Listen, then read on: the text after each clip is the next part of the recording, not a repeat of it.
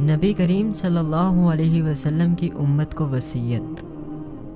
سیدنا عرباض بن ساریہ رضی اللہ تعالی عنہ روایت کرتے ہیں کہ ایک دن نبی کریم صلی اللہ علیہ وسلم نے ہمیں نماز پڑھائی، پھر آپ ہماری طرف متوجہ ہوئے اور مؤثر نصیحت فرمائی۔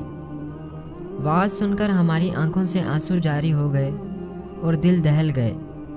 ایک شخص نے کہا، اے اللہ کے رسول، یہ وعظ تو ایسا ہے جیسے کسی رخصت کرنے والے کا ہوتا ہے، اس لیے ہمیں خاص وصیت کیجیے۔ آپ صلی اللہ علیہ وسلم نے فرمایا، میں تمہیں وصیت کرتا ہوں کہ اللہ سے ڈرتے رہنا اور اپنے امیر کی جائز بات سننا اور ماننا، اگرچہ تمہارا امیر حبشی غلام ہی ہو۔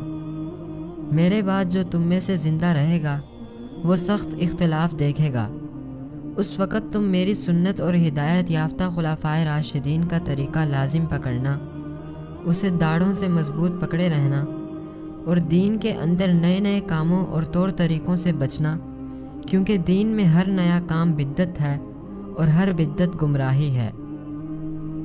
ایک اور جگہ آپ صلی اللہ علیہ وسلم امت کو یہ وصیت فرما گئے، میں تمہارے اندر دو چیزیں چھوڑے جا رہا ہوں، جب تک تم انہیں مضبوطی سے پکڑے رہو گے ہرگز گمراہ نہیں ہوگے، اللہ کی کتاب اور اس کے نبی کریم صلی اللہ علیہ وسلم کی سنت۔